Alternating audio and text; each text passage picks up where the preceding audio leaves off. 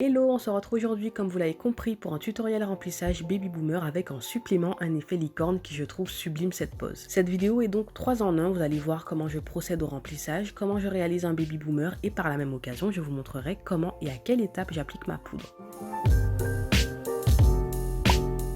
Donc ici, ma cliente avait une repousse de 3 semaines et 2 jours exactement. Si vous avez raté le tutoriel de cette pose qui est un gainage sur angle naturel, vous pouvez le retrouver sur la chaîne YouTube. J'ai donc désinfecté ses mains, repoussé les cuticules. Cette étape est super importante, je vous ne le répéterai jamais assez. Si vous n'avez pas vu la vidéo sur mes 15 erreurs en débutant, je vous mets le lien juste en haut. Je vous explique qu'à mes débuts, je repoussais mal les cuticules et j'avais peur de bien les repousser, je les effleurais juste. Or, il faut vraiment comprendre l'importance du retrait des peaux mortes sur la plaque pour bien réaliser cette technique. Si vous pratiquez sur quelqu'un qui est sensible, attention, ça peut arriver. Appliquez de l'émollient, ce produit vous permettra de ramollir les cuticules et de les repousser en douceur. Après avoir repoussé les cuticules, je procède au retrait de 50% de l'ancienne pose. Je retire pas mal de gel pour ce remplissage parce que je vais procéder à un baby boomer en superposition de couches, vous allez mieux comprendre par la suite, sinon je ne retire pas autant de gel. En général, je retire juste le top coat, la couleur et les anciennes décorations, soit 70% du gel. Adaptez-vous à la base que vous avez et surtout à la pose que vous allez faire. Dans mon cas, je savais qu'avec mon baby boomer, j'aurais mis quand même pas mal de couches, donc j'ai supprimé une certaine dose de gel de l'ancienne pose. Il faut savoir qu'il y a plusieurs façons de réaliser un baby boomer. Vous avez dû le constater, vous pouvez le réaliser à l'éponge, à l'airbrush, au pinceau en dégradant les deux couleurs directement, etc. Et aujourd'hui, comme je vous l'ai dit, je vous montre la technique où je superpose les couches en dégradant au pinceau. Je vous ai déjà filmé 2 tutoriels, il me semble, sur cette technique, mais dans celle-ci, j'ai décidé de vous faire un contenu beaucoup plus clair et de bien meilleure qualité. Si vous débutez et que vous ne pratiquez pas avec une ponceuse, vous pouvez parfaitement réaliser un remplissage sans. Il vous faudra une lime à gros grains pour retirer le plus gros du gel, soit le top coat, l'ancienne couleur et les décos comme je vous l'ai dit, et une lime à grains doux environ 180-240 pour limer en douceur près des cuticules, sinon vous allez vous blesser ou blesser quelqu'un sans le vouloir. Je vous conseille d'alterner les deux, personnellement j'achète toujours des limes 100-180, comme ça j'ai 2 types de grains en une seule lime. Après avoir poncé une bonne partie du gel, je me munis de ma lime à ongles et je remets l'ongle en forme dans sa globalité et j'en profite pour limer près des cuticules qui est donc la zone de repousse qui elle est brillante parce que c'est l'ongle naturel qui a poussé après plusieurs semaines. Il faut donc matifier cette zone pour pouvoir la combler et que le gel accroche correctement, c'est ce qui fait le remplissage. Je perfectionne la forme coffine, je redresse l'ongle si besoin et je lime la surface de façon uniforme afin de lisser le gel au maximum et de retirer les rayures ou les petits creux que j'ai pu créer avec mon embout de ponceuse qui a des grains assez conséquents.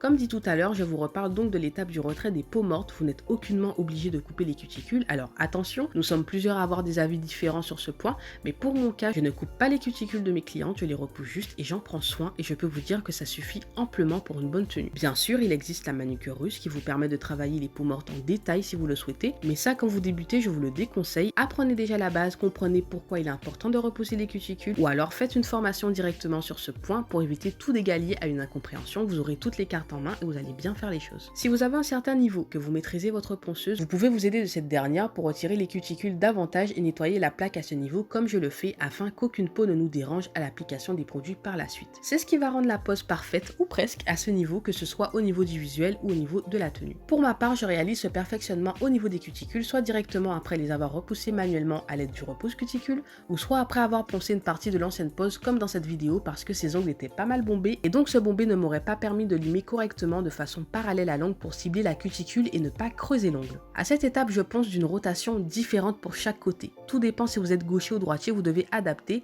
Vous allez adapter à la rotation où vous sentez que le limage est efficace et où l'embout ne glisse pas mais ponce. Si l'embout glisse, c'est que vous poncez dans le mauvais sens. Après cette étape, je dépoussière le tout et j'applique du line-out pour assurer une bonne tenue jusqu'au prochain remplissage. Ce produit sert à recoller des petits écaillements de gel très légers. Attention, si vous avez de gros décollements, vous devez faire une dépose. Ici, on n'est pas dans le même cas, il s'agit d'optimiser la tenue et de procéder à un remplissage comme si on partait sur une base comme neuve, et donc ce produit va servir lors de petits écaillements. Je vous conseille de regarder ma vidéo sur ce produit. Je vous explique que si vous avez des petits décollements au niveau de la repousse, il suffit de limer le décollement un maximum et d'appliquer au niveau du gel qui est surélevé pour le replaquer à l'ongle. Et vient le moment de passer au vif du sujet. Pour un baby boomer, que ce soit un gainage sur ongle naturel comme ici, une extension sur chablon ou une pose capsule, il vous faut un primer et ou un gel de base. Comme je le répète à chaque fois, vous devez vous adapter à ce qui tient le mieux pour vous, la marque que vous utilisez, les produits en question, etc.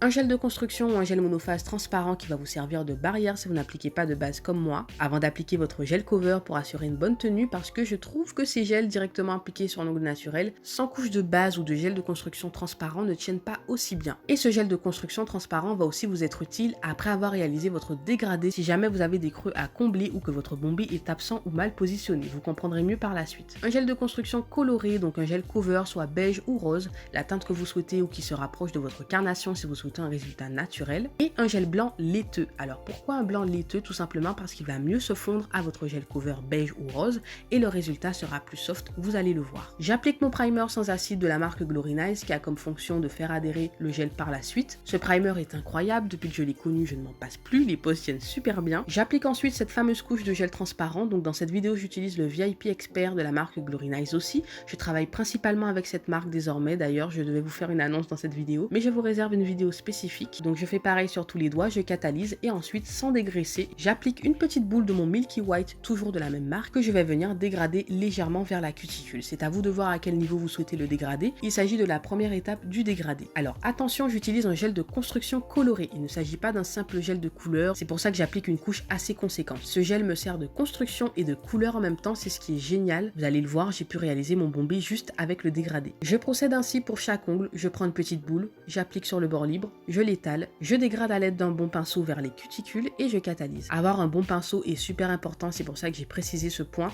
surtout pour cette technique, alors munissez-vous d'un bon matériel et vous allez voir que vous travaillerez dans de meilleures conditions.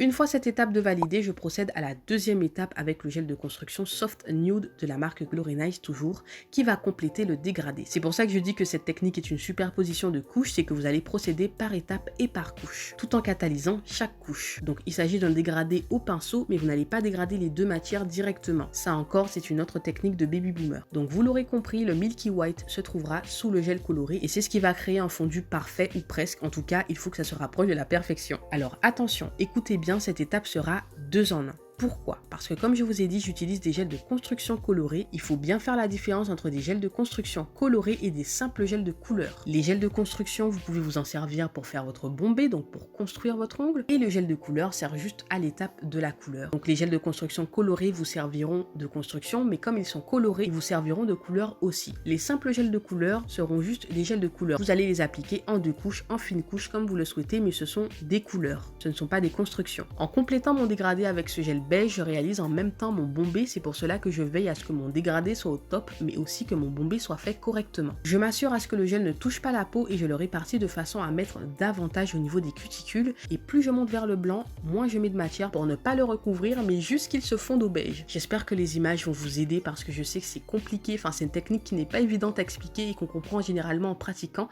et en regardant. Je travaille doigt par doigt parce que ce gel est de viscosité moyenne. Si on prend trop de temps et coule, alors attention, mais il fait partie de la gamme Elasto Pro de la marque, c'est un gel auto-égalisant qui vous facilite la vie et honnêtement je trouve que le baby boomer n'a jamais été aussi simple qu'avec les produits de cette marque parce qu'en fait le gel se lisse seul et ne garde pas les traces du pinceau. Vous avez juste à le diriger. Diriger telle quantité à tel endroit et le gel fait le reste, clairement. Une fois le tout catalysé correctement, je dégraisse et je procède à la mise en forme. Personnellement, comme je vous l'ai dit, j'ai pu solidifier mon ongle grâce au pouvoir du gel de construction coloré, mais si vous avez utilisé un simple gel de couleur blanc, vous devez solidifier l'ongle au niveau du bord libre avec votre gel de construction, votre gel monophase transparent. Parce que logiquement, si vous avez appliqué un simple gel de couleur, l'ongle ne sera pas solidifié et le bombé ne sera pas placé correctement. J'alterne entre la lime et le bloc polissoir. Je lime principalement les excès de gel et les bosses au niveau du gel de construction beige et je polis au niveau du blanc où je lime très légèrement selon si j'ai mis plus de gel que prévu, mais sinon je ne touche pas trop à cet endroit au risque de trop limer. Je mets de la ponceuse pour limer plus rapidement et plus efficacement, mais je fais bien attention à regarder ce que je lime. Ce moment est très délicat. On peut tout gâcher en 2 secondes. Déjà juste là, regarder la vidéo me stresse. J'ai ensuite redressé l'ongle naturelle car elle a l'ongle qui pousse vers le bas. J'ai perfectionné la forme. J'ai bien limé près des cuticules afin qu'elle ait une belle repousse dans les semaines à venir. Et une fois la mise en forme effectuée, je dépoussière et j'applique ma finition sans résidu gras afin de pouvoir appliquer ma poudre effet licorne. Je catalyse bien 2 à 3 minutes.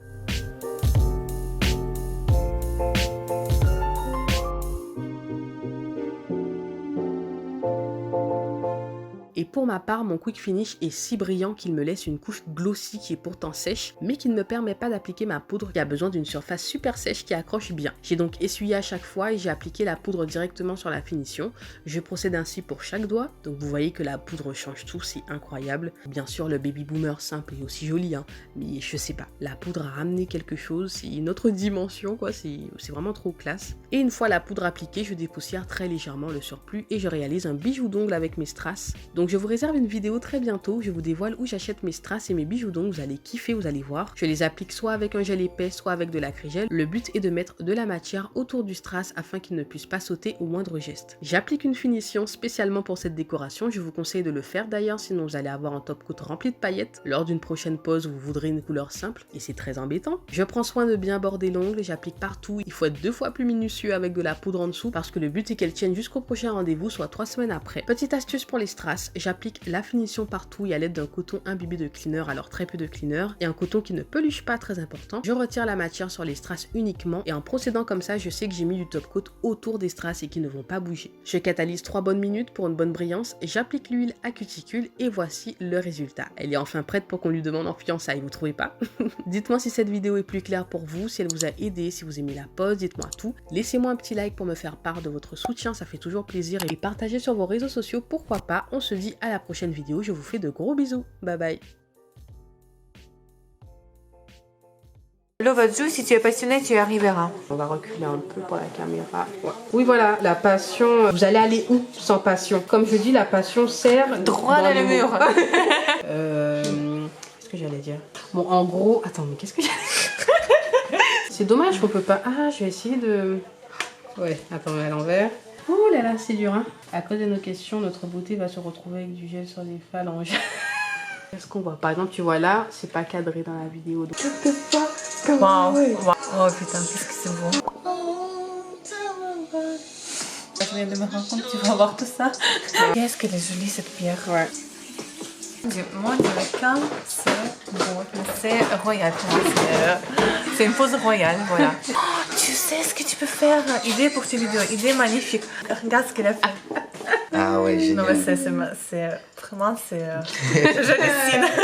Ça fait discret et en même temps ça fait... Mais c'est fantastique. On dirait la pose pour les fiançailles, tu sais. Exact. Ben, ça se trouve, qui sait, c'est peut-être un signe.